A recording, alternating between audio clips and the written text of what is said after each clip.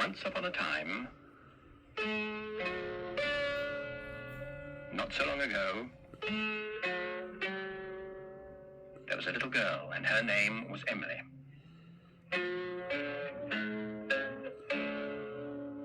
And she had a shop. There it is. It was rather an unusual shop because it didn't sell anything. You see, everything in that shop window was a thing that somebody had once lost, and Emily had found, and brought home to Bagpuss. Emily's cat, Bagpuss. The most important, the most beautiful, the most magical, saggy old cloth cat in the whole wide world.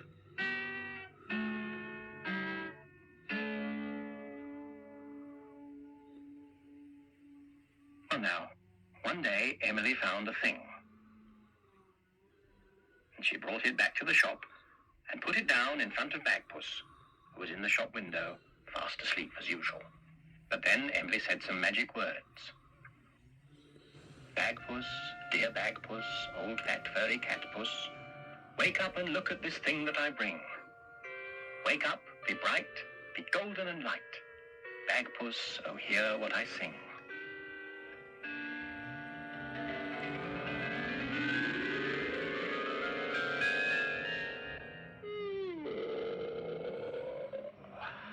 And Bagpuss was wide awake. And when Bagpuss wakes up, all his friends wake up too. The mice on the mouse organ woke up and stretched.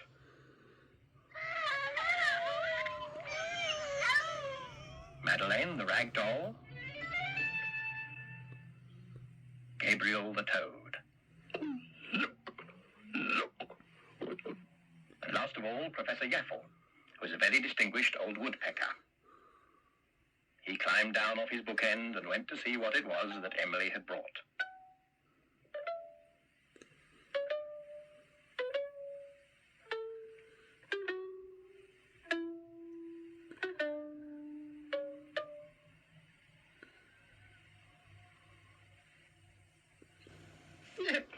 What a soggy-looking thing. It's a dirty old sort of bag with legs, made of tartan cloth. I haven't the slightest idea of what it is. I really don't know why Miss Emily brings us things like this. So we can mend them, of course. Clean them and restore them into the beautiful things they once were. Yep, that's all very well, but we don't know what it once was. Well, we can try and think of things it might have been. Gabriel, what do you think? It looks a bit froggish, but it has a tartan coat. Is it a Scottish frog? No, frogs have different sort of legs. And anyway, Scottish frogs are green or brownish, just like frogs anywhere else. I've never seen a tartan frog. Bagpuss, you are good at thinking. If this isn't a Scottish frog, what is it? Oh, that's difficult. I shall need a thinking cap.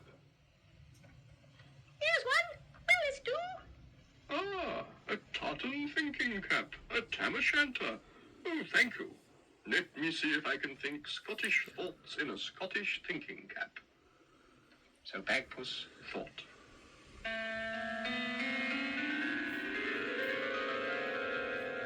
Oh, yes, I think I know what that is. I think that is a sort of small, soft Hamish. And what is a small, soft Hamish, if you please? Ah, it's an old story. A sad story from the Highlands of Scotland, I will tell you. In the far north of Scotland, there once was a sort of creature who lived in lonely, cold, damp places. They kept away from people and lived alone because they were shy and rather frightened sort of creatures. In fact, they were completely unknown for many centuries and didn't even have a name until they were discovered by the famous Tavish MacTavish.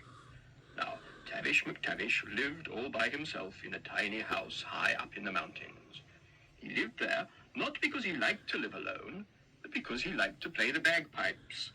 He liked to play the bagpipes, but other people didn't like to listen to him playing the bagpipes because he played them terribly badly. Anyway, one evening he was stamping up and down the shelf beside his house in the last of the twilight. He was stamping to keep his feet warm and blowing away at his bagpipes. It began to grow dark. he stopped playing and turned to go indoors. He heard a faint noise. It sounded like... Yes, it sounded like somebody playing the bagpipes. He listened delighted. The sound was terrible. There was only one person in the Highlands who played the bagpipes worse than he did, and that was his long-lost brother, Hamish McTavish. The sound came closer. In the dark, a small humpy shape came towards him. He reached down and touched the shape, and said, thinking it was his long-lost brother, "'Tis very small ye are tonight, Hamish." He patted it and said, "'Tis very soft ye are tonight, Hamish." There was no answer. Tavish McTavish was feeling cold about the knees, and he said, "You'll have had your tea then, Hamish." And as there was no reply, he led the way into his house. There, by the light of his oil lamp, he turned to greet his brother. They were both amazed at what they saw. Tavish McTavish was amazed because it wasn't his long-lost brother Hamish, but a small, soft creature. And the small, soft creature was amazed because he thought he had heard another small, soft creature, perhaps his own long-lost brother, crying for help in the cold winter twilight, and had come to help him. Well, once they got over their surprise, they found they were rather pleased to see each other. McTavish made up the fire and closed the door, and they sat down. McTavish sat on a stool by the fire, hugging his cold knees, but the small, soft creature liked the cold, so it sat on the floor and leaned on the door, thus blocking up a rather nasty draught. Tavish McTavish called the creature Hamish in honor of his long-lost brother, and they lived there in the lonely house for a long time. They were very happy together for many years, and then, one evening, as they sat quietly by the fire, they heard a sound they recognized.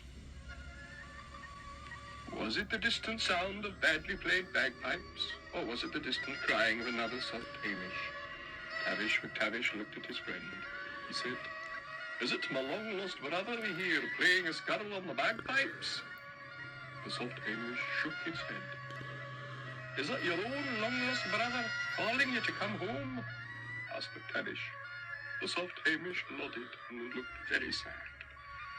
"Aye, you must go to your own folk," said McTavish. He rose to his feet, he opened the door, and he saw in the twilight a line of small, soft Hamishes standing waiting for their long-lost brother. His own soft Hamish ran to join them, and they all walked away in line over the hill.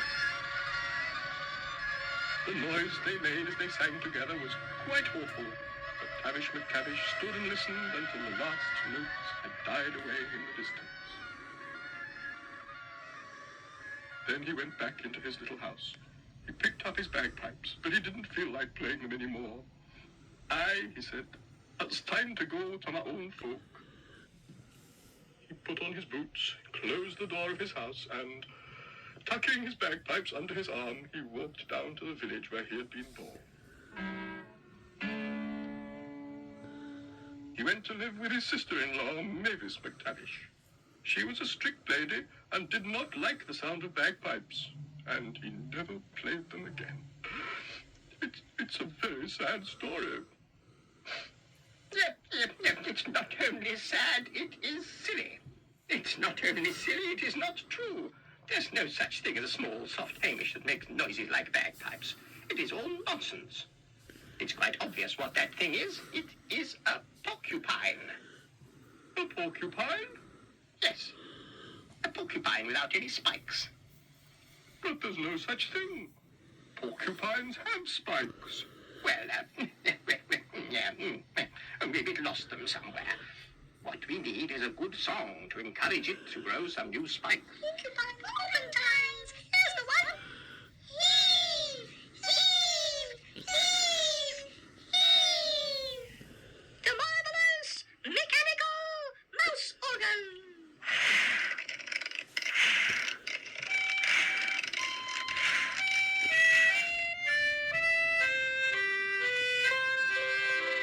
A friend of mine, a porcupine, went up in a balloon.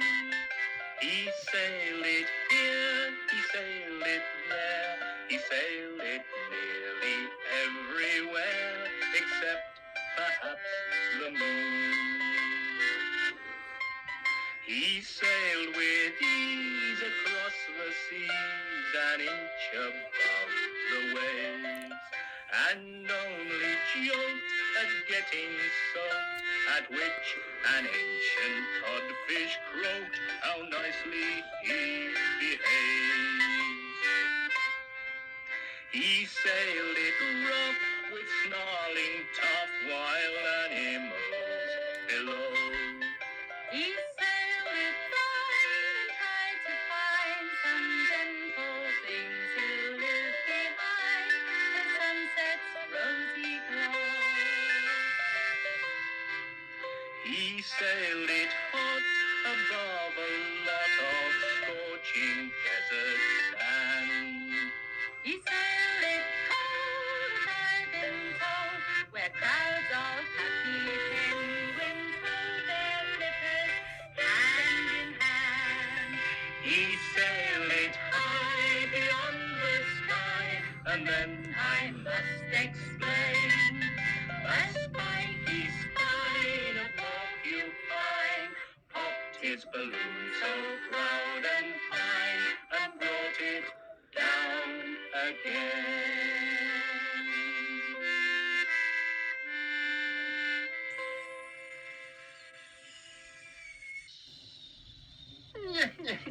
I must say, that doesn't seem to have had any effect on the poor thing. Well, I should have thought a song like that would rather put it off growing spikes, not made it want to grow them. Of course, how silly we are. That thing is quite all right, just as it is. Yes, but what is it? Oh, it's a porcupine, all right, but it's meant to have no spikes. You add the spikes. It's a pincushion. A porcupine pincushion. A porcupine pine cushion, a No, a porcupine pincushion. A porcupine cushion. That's what it is. All we need is pins. Here's a pin and here's a pingle. Porcupines are always single. Porcupines, they must not mingle. Pingle, prangle, pingle. Here's a pin and here's a pingle. Porcupines are always single. Porcupines, they must not mingle. Pingle, prangle, pingle.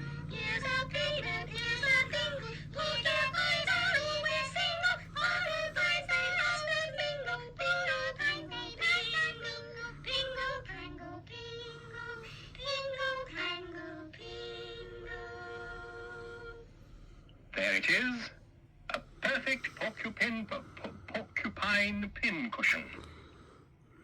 The mice pulled it to the front of the window so that if anybody should happen to come past who had happened to lose a porcupine pin cushion, they would come in and collect it.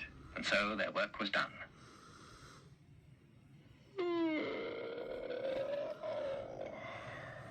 Bagpuss gave a big yawn and settled down to sleep. And of course, when Bagpuss goes to sleep, all his friends go to sleep too. The mice were ornaments on the mouse organ. Gabriel and Madeleine were just dolls. And Professor Yaffle was a carved wooden bookend in the shape of a woodpecker. Even Bagpuss himself, once he was asleep, was just an old, saggy cloth cat. Baggy and a bit loose at the seams. But Emily loved him.